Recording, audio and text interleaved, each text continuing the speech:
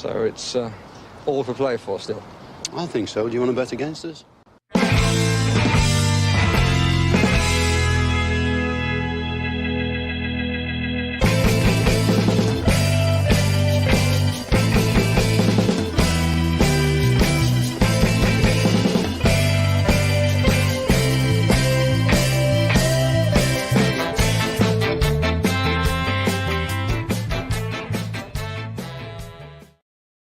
Hi, Aston Villa fans, and welcome to For the Love of Paul McGrath podcast. Oh, my mama. There's just something look weird there.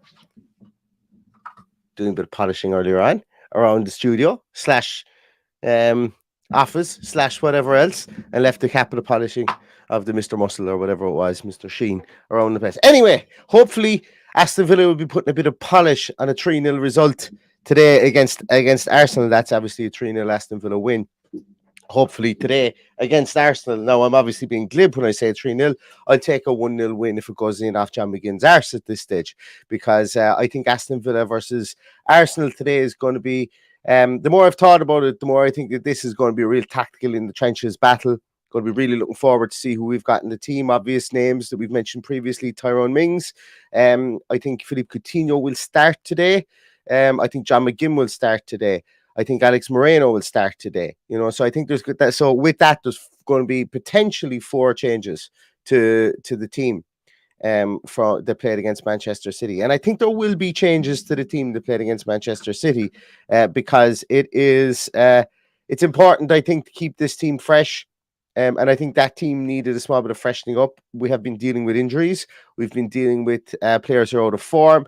And actually, do you know what? I'm going to take a small bit of time because I've spoken about Lucas Dean previously, and it's been kind of going around in my head that I don't want to be seen as one of these people that just wants X player or is seen as being anti-X player, and I'm not anti-Lucas Dean. I just think that at the moment in time he needs to be maybe just needs to take time out and rest up or whatever the case may be. I think he needs to take time out to kind of perfect certain aspects that Unai Emery wants him to do. Now, maybe he's doing it in training. If he gets picked today, that's fair and well and good. I will always support him. But what I'm getting at here is, it's not so long ago that Lucas Dean dislocated his shoulder again. And twice he's dislocated his shoulder in the space of about 16 months. And twice he's come back really, really quickly. And potentially that might have some issue with him, or that might be causing some issue. But then again, our medical staff are way more...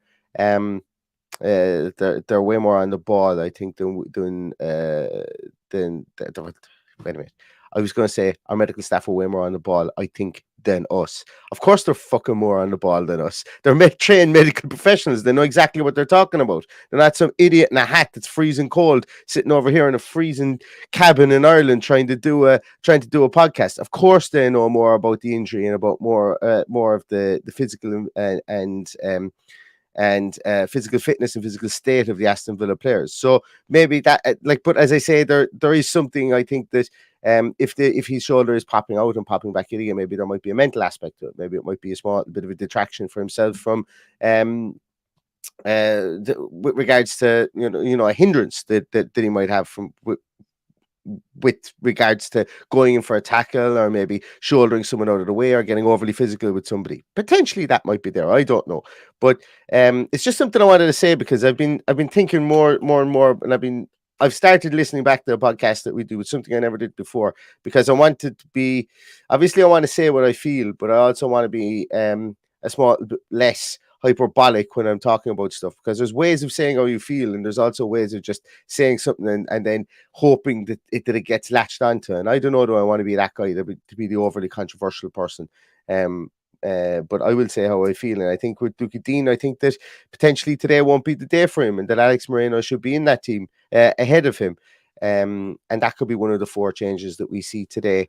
There's a serious contingent. I'm getting messages left, right, and center from people who I didn't know were all connected to each other, or people who were friends and weren't friends and are friends and maybe friends and will soon be friends and hopefully will be friends still be friends at full time today. Of Paddy, who's been a man about town, it seems, last night. I've gotten about 12 different photographs from different people that have said, "Oh, look who my mate bumped into today," or "Look who I bumped into today," or whatever. So it's great to see all the Aston Villa fans over there. Seems like it was a great night last night. Seems like it's been a fantastic day so far today. Paddy's in the Aston Social, I think, at the moment. Or he was there anyway, and 25 minutes ago. And it seems like that everybody's in really good form, that there's really good feeling ahead of this game, that, you know, the 12:30 kickoff seems to be something that people are looking forward to. And I hope that transcends. I hope that comes through with the players as well on the field. Another person that we've mentioned in the podcast before, Noel Connaughton, was staying in the same hotel that Arsenal were staying in last night. And while I haven't seen anything written in the newspapers so far, I would be very surprised if he didn't happen to slip and fall up against a fire alarm at 3:30 in the morning when he came home from the pub last night. But yeah, so what I'm getting at here is that there's a big Villa contingent. There's a nice Villa contingent gone over here from Ireland, which is always great to see. As you know, massive fan base here in Ireland, massive Irish fan base. Over there, or here in Ireland, have gone over there. There is also a group of guys from the Carrigallen lines, the Leitrim lines. Leitrim is one of the least populated counties in Ireland, and I'm going to say that I think there's about 20 Carrigallen, 20 Aston Villa fans in Carrigallen in Leitrim, and that would probably make up about 38% of the population of Leitrim. I'm joking. Leitrim is one of the least populated counties in Ireland, so it's always great to see that. And they got traffic lights, I think, recently in Leitrim, which is a fantastic achievement. I'm joking, in case there's anybody from Leitrim listening in. That's just a stereotypical joke that happens here in Ireland with regards to Leitrim, because it is so sparsely populated.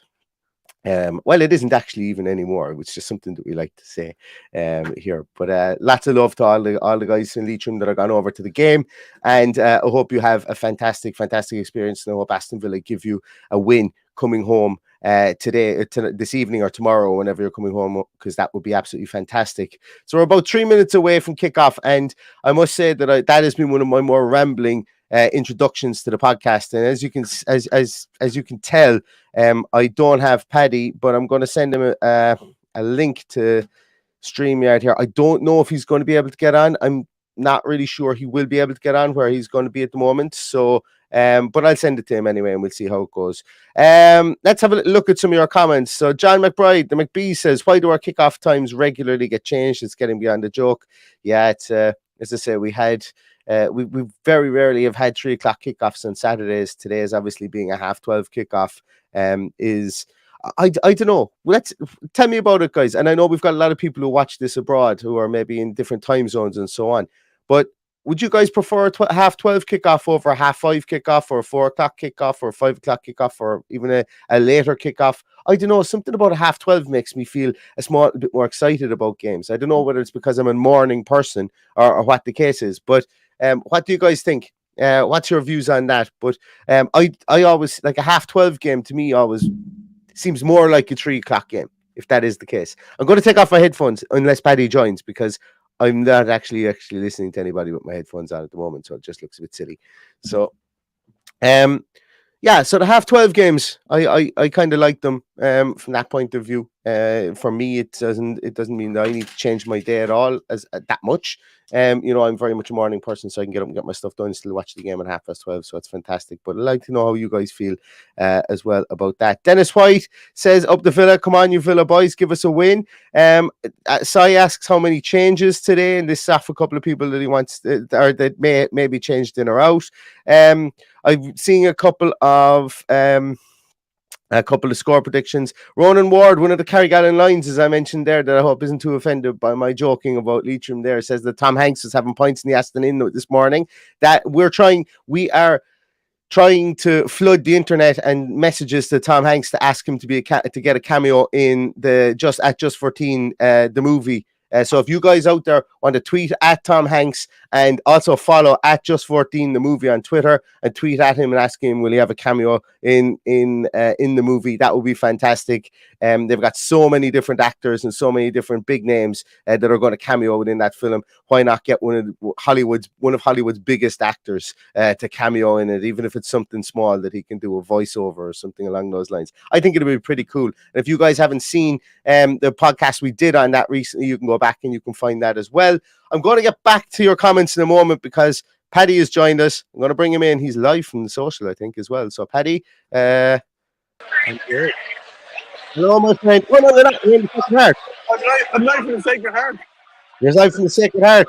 Even better. Or even, well, just the same. Just the fact you're alive from somewhere. What's the feeling, Paddy?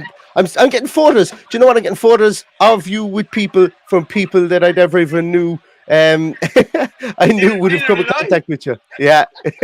Paddy's a man about town over there today. But what's the feeling amongst the fans around there, Paddy? Sure. Look, it's hope. It's not expectation. It's hope. And we'll see how it goes. But apparently the team is out, so you might want to. Oh shit! Yeah, I forgot. I absolutely 100% forgot about that, and I was rambling about trying to apologise for slagging Leitrim as well. But the team is out, Paddy. Let's. Why would you be slagging Leitrim? I wasn't slagging it as such. I was just saying that it was one of the least populated counties in Ireland. That was it. And the fact they got their first set of traffic lights, I think, in the early 2010s or something along those lines. So that's all I was saying. I was just educating. Some people might call it slagging. I was thinking it might be an education. But the team is in. Neil, get up here, will you? The team is in. We have Martinez, Cash, Konza, Mings is back in. Alex Moreno is back in. McGinn is back in with captain's armband. Douglas Luiz, Kamara, Coutinho, Buendia, and Watkins. I was 4 for 4, and that's the team that I called in the pre-match that we did.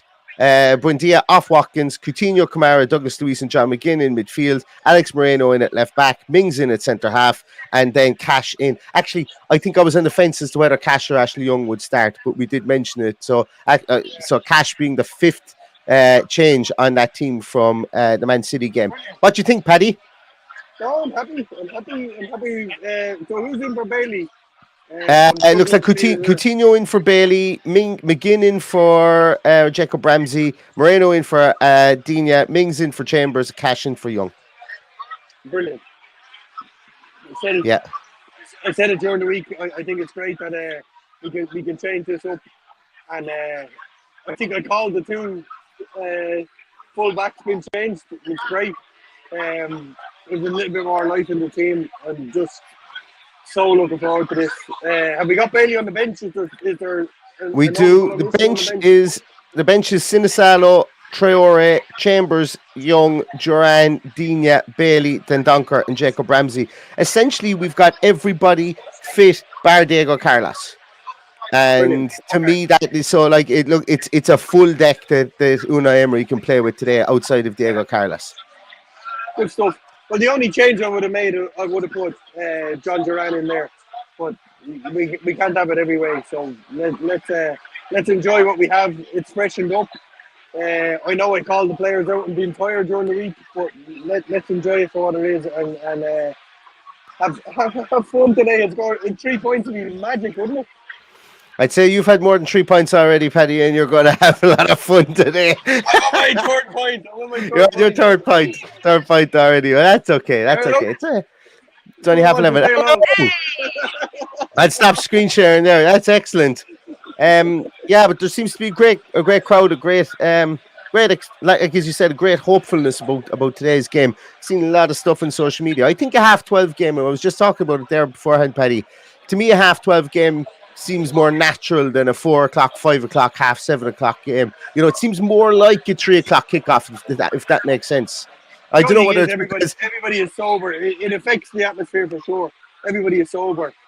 You know, going in, you can't possibly get drunk by half 12 unless you've been drinking till 4 o'clock in the morning, and you're only topping up what you have. But look, there's a great crew around. Some fantastic people I met today. Listen to the podcast, watch the podcast. You saw that girl just walked up there. It's amazing. It's amazing to come over here and meet such amazing people. Kevin Hunter, who was on the podcast before. I was just about to ask you. We met him and his good wife. He's here. And congratulations to you both and the birth of your child. I think it's about a year And no, old now. Jonathan, That's correct. He pressed the fire alarm, did he? No? maybe he did. Maybe he did. Oh, there's an Arsenal fan here. Look, an Arsenal fan. All right. That's okay. That's okay too. Let's take a look at the Arsenal team, Paddy, while we are at it. Arsenal team. So Partey's still being out at the moment. So the Arsenal team is Ramsdale and goals, White, Saliba, Gabriel, and Zinchenko, Jorginho, Xhaka, Odegaard, Saka. Trossard comes in for Martinelli, and Nketiah is that starting 11 that they have, with substitutes of Turner, Tierney, Tomiyasu, Holding, QR, Smith Rowe. Smith Rowe is back. I didn't think he'd be back. Fabio Vieira, Nelson, and Martinelli. No, Bailey.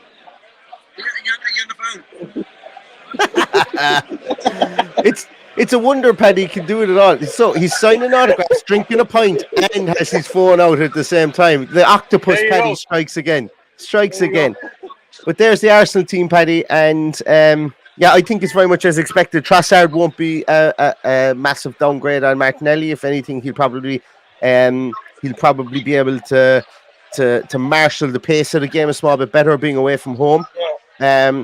But yeah, that's a formidable outfit, I think, there. If I was to look at any ways that we could get at them, obviously occupying Jorginho, obviously trying to get him behind Zinchenko when he gets forward, not an easy thing to do. And I think maybe targeting Ben White, albeit he's a very, very solid defender, he is out on the right-hand side. He will have Saka ahead of him. So if Saka goes forward, I think putting somebody like a Coutinho out on a Ben White, try and get him booked early, and then try and target that right-hand side, being a centre-half playing at right back, might be something that they might look to do, considering they are going to attack through Saka, and hopefully they will leave an avenue there for us to attack it ourselves. So it'll be an interesting one. Yeah, it'll be an interesting one. No matter what team you get with Arsenal, it's going to be a good team. I'm looking forward to it. They've changed things up a little bit. You see Ben White in there for once. Imagine having a Bailey running at him or a Watkins running at him. So let's see how this goes. It's you can't pick any holes in that team. It's a fantastic team. They're 2 years ahead of us in regard to rebuild. Obviously they're up around the top of the league. There's no argument whatsoever. It's a fantastic team. So look, I'm here in hope more than expectation. As we always say, we're Villa fans who get behind the team. I hope the crowd is our 12th man. I think it's important today that we get behind the team because we're going to need it. Because I think for Unai Emery, this is a huge game. To go back and play against his former team. It'll make a huge difference to our season to go and get 3 points today, or anything today. I think a point is a huge thing today. So, with regards to picking a score, my head was going 2-1 Arsenal. I'm kind of hoping for a 1-1 or a 2-1 today. I think so too. I don't know. I'm going to still go 1-1 Aston Villa. I think I'm 1-1 Aston Villa, yeah, because that would be seen as a result for us. That would be seen as a win for us. I think so. I think 1-1 would be a great result. Yeah, I think that this is a good Arsenal team. I think it's a good Aston Villa team that we've out today as well. Obviously Arsenal way further down the line in their transition than Aston Villa are, and plus, look, they've got a stacked team there. That midfield is impressive. That backline is impressive. So Aston Villa will do well to score more than 1 goal today, I think, and that's why I think we're going to have to keep them to 1 goal or less, and to get anything out of this game. But I think we can do that. We've shown we can do it against Spurs. We've shown we can do it against Man United. We've shown we can do it, against Brighton. Obviously, there are flip side games against Man City, against Liverpool. We've shown that we couldn't do it, and this will be a test for Aston Villa today, I think, for sure. Absolutely. The test is on the wings. I'm not too worried about the middle. There's an awful lot of holding players in there. Be it Jorginho, Saka, Odegaard. Odegaard is obviously a linchpin. If we can stop him getting the ball to the wide players, I think we have a chance.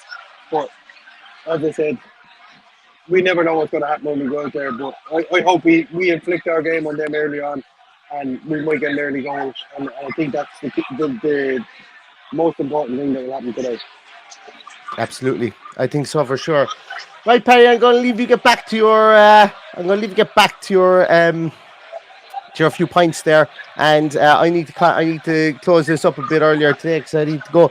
And my little girl is after getting a new jacket and new shoes, and she wants Daddy to take her for a walk in her new jacket and her new shoes. So I need to do that later on today. So That's the most before this important game. thing that will happen today. That is the most important thing that will happen today. Is right, exactly.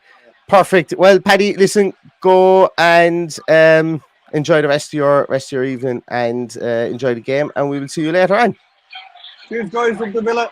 Mind yourself. Bye bye. Bye bye. Bye bye. So they're the two teams, everybody, and I think that there's an interesting dichotomy between the two, between the way the two teams are going to set up. I think Villa will obviously look to break or will look to play on the break. Will look to play on the towards that right hand side. I think, as I mentioned previously, Unai Emery said something interestingly today, or yesterday in the pre-match, said something really interesting whereby he wanted to kind of firm up our home performances, because when he came in, we needed to firm up our away performances. But now that he's here, he needs to firm up our home performances now, because they've now become an issue. So I would imagine that we're not going to be as open and as expansive as we were against Leicester, as we were against Liverpool when we played them at home. So I think it's going to be an interesting game today. Once again, I think we'll try and revert to type with Mings being in there, that we can defend the small a bit better, defend the small a bit more coherently, and we will run through, I suppose, what is going to be an interesting game, I think, today. And I do hope that Aston Villa will get a 1-1 draw out of this, or get some points out of this. I think we need to kind of stop the rot after the Leicester and the Man City game, and obviously Arsenal are going to be up for this. They're going to be there to try and take points that they feel that they've lost against Brentford. You know, there's still that talk about that Brentford game. There's still that talk about whether, I think Arteta said something about we want our 2 points back. And I saw something that Natalie Sawyer had mentioned previously with regards to, she found that a bit disrespectful. That Arteta would talk that way, that he would think that they would have gone on to win that game regardless with 20 minutes left. I think it kind of comes back, and it has kind of shades of the Sheffield United ghost goal against us, where that perfect save, as we like to say, from Moran Nyland. I think it has shades of that there was no guarantee that like there was 20 minutes left in the Arsenal game. There was also time left in that game as well, and we don't know what way the result would have gone. But I think it is interesting that seems to be still a point of conversation for Arteta at the moment. Maybe it could be something that's feeding into the team itself, but they're going to want to come and beat us, get those points back. They can't afford to drop points today. If they drop points today, their game in hand is completely nullified against Manchester City. So I think it's really important from their side that they want to come out of here with the 3 points today. But I think we can be resolute, and we can try and fix the situation here that we've had over the last 2 games, fix the point situation, try and keep that creep up towards top half of the table, and not be looking backwards towards the Crystal Palaces behind us. Be looking forwards towards who's above us. Try and get some points today and see where that takes us. I'm getting a knock on my window here from a little lady now, so I'm going to have to wrap this one up, and I must go and take somebody splashing in puddles. So I do apologize, everybody, for the shorter podcast today. Thanks a million, everybody, for watching and for listening. There was a couple of super chats actually that I missed there when as I was going down through those. I really apologize. So Sam Dixon, thank you so much. Come on, the Villa boys. Stoked with Mings news, sending support from Sydney, Australia. I love the show. Thank you very much, Sam. And Nicholas Foskett as well. Stick fiver in the meter and put the heating on. Big performance incoming today. The heating is on, all right. It's just, this is my first time being in here this morning, and it can get a small bit cold. For those of you who don't know, I podcast from like an outside office, which is great, a great facility for me to have. But you do sometimes need to crank up the heater for about 20 minutes before you come in here because it can get a bit chilly. But thanks so much, everybody, for your time today. I better go, or else I'll be given out to in some sort of pidgin English in a moment. But thanks, everybody. We will be back again with a post-match podcast. We'll see you then. Stay safe, stay healthy, and all that's left to say is up the Villa.